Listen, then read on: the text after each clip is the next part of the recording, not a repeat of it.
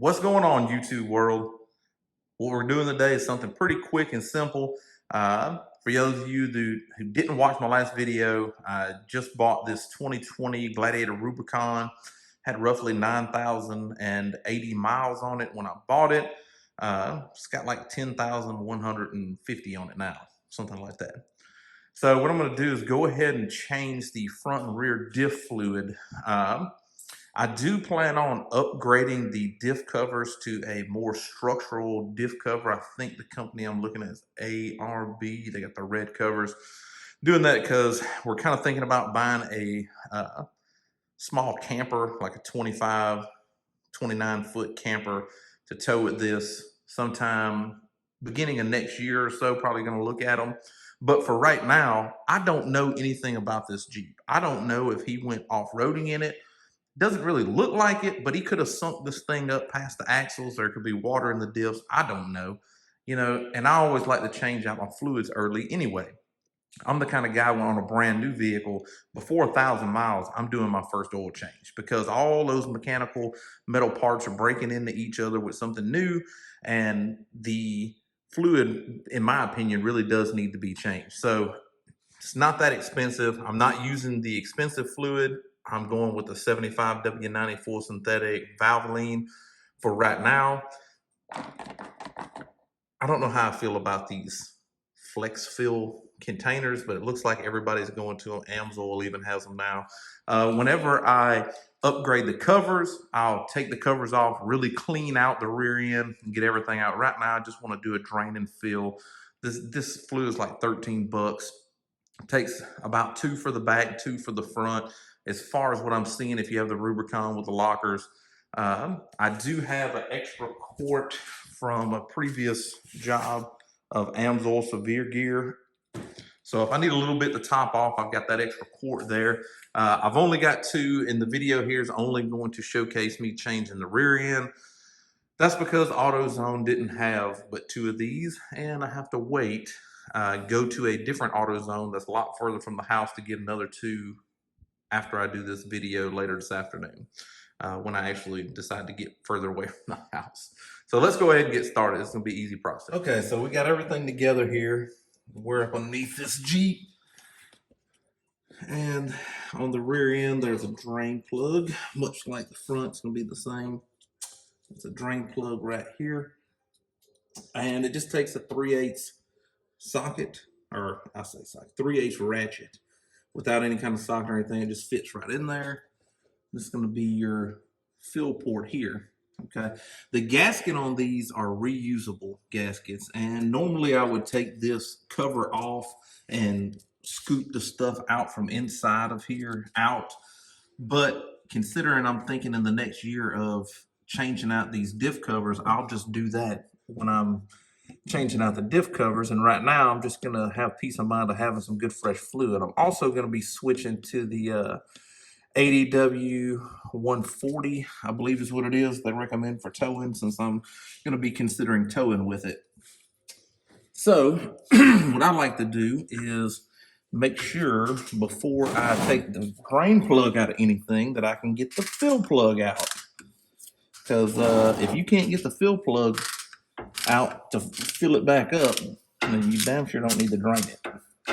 So that looks like it's going to be good, and it helps the stuff drain a little better too. So that can come all the way out, and just kind of start it back in there, and then we'll take this drain and get it broke loose. These aren't tight at all. I mean, they're just kind of spun up in there, and you just need a good thread sealer that's chemical resistant, which I've got some that's pretty good that I think I'm going to use, and if it doesn't work out, then I'll know next time. Like that, and then watch this with the fill out. Whoa, just let her go. All right, so it's important to note that the fill plug and drain plug are different. The drain plug has the magnet on it. You can see this goopy mess. We're just going to kind of check, make sure there ain't no big pieces of metal, which there's not, but there's a whole bunch of little stuff on it. Look at all that. Yeah. So that's just stuff that you get when you're breaking in anything that's got metal parts moving against each other. I mean, you just pretty much can't help it. So we'll take this stuff over to the bench and clean these things up, and then come back with y'all. We're gonna let this stuff drain as much as possible. All right, so one thing that I always do with any fluids is put a little bit of new in there and flush out a little more of the old. I even do it when I change oil. Some of you guys know this from seeing my other videos, so I'm just gonna put a little in here. And I'm using this tube from my pump. I know it's gonna be hard to hold, but I don't know about these bags. Just putting it up there and squeezing it in, I feel like I need this tube. So you see how a little bit more is dribbling out here at the bottom. Let that dribble for just a second, and then we'll start our fill with these bags, see how it goes. Also, the drain and fill plugs, went ahead and cleaned all the stuff off of that. That right there is the drain with the magnet, and this is the fill plug that doesn't have the magnet in it. Be using this old school Napa thread sealant with Teflon. It says it's chemical resistant, but we'll see. If it doesn't work, then I'll buy something more applicable to this when I do the Diff cover change. All right, so got the drain plug in. Go ahead and shove this back in here and start squeezing.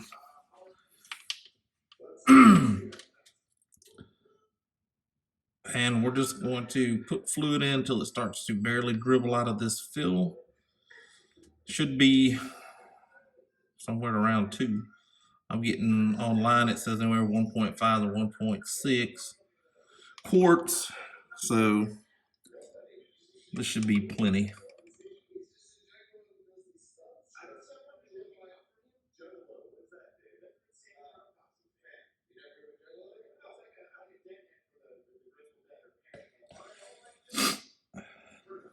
It's taking forever to squeeze this in here. Figured this would be faster.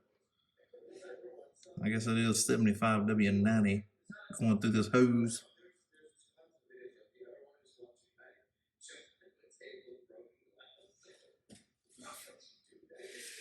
Oh, I reckon if you just use it as intended.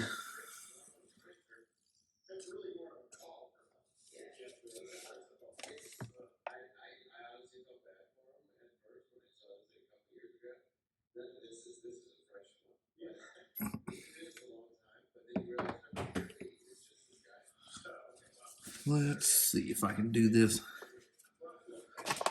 I guess, the way that they intended now that I've got some of it out. I'm just afraid I'm going to spill it everywhere. Let's see, let me shove this in here.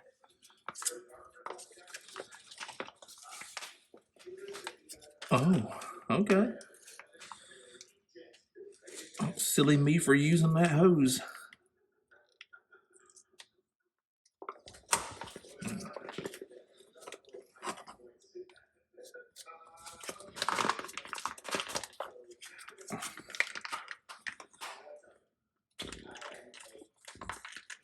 I just don't feel like you can get all of it out of the bag.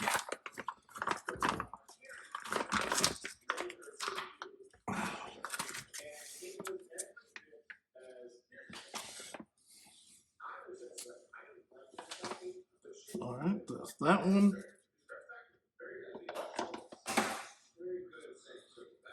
Let's try this. Put this back on here.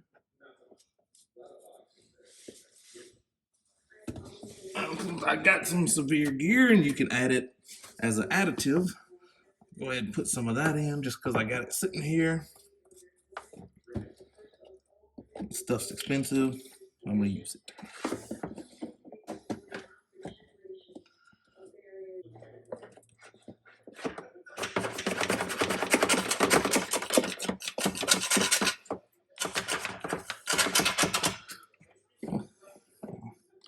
All right, guess you just need to be primed a little. Now it's working. Yep, there we go. All right, so I'll pump a few pumps of this in there.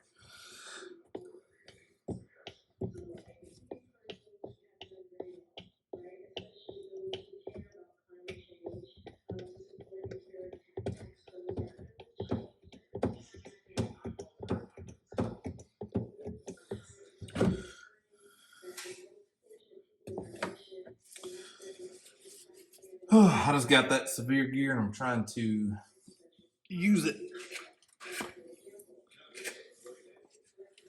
All right, let's try this. Again, we're going until it dribbles out. Well, that was easy. I mean, silly me for wanting to use the hose. We're nearing the end of this quart. It should be slope. There we go.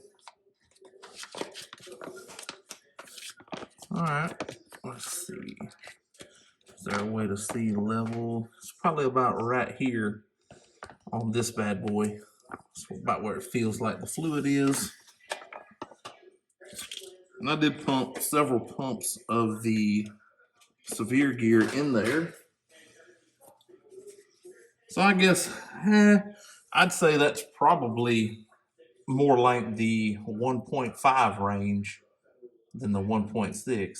I done pump with about probably 6 or 8 pumps of the severe gear, and it's barely kind of dribbling out here.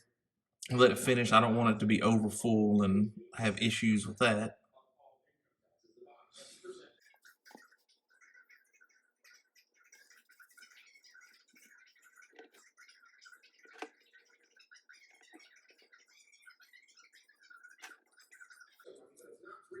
All right, so we'll go ahead now. It's kind of barely dribbling. We'll put this cap in.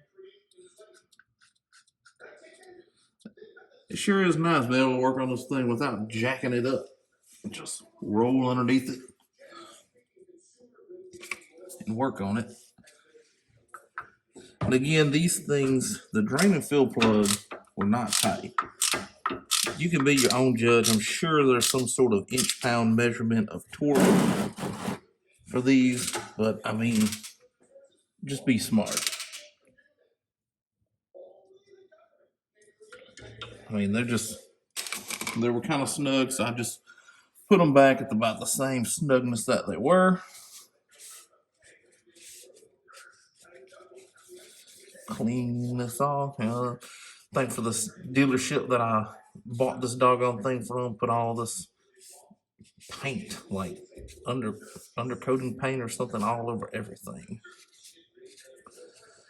Trying to just make it look better for sale. I wish I'd have just left it alone because it was overspray all over everything. All right, so roughly 1.5, 1.6 quarts went into the rear.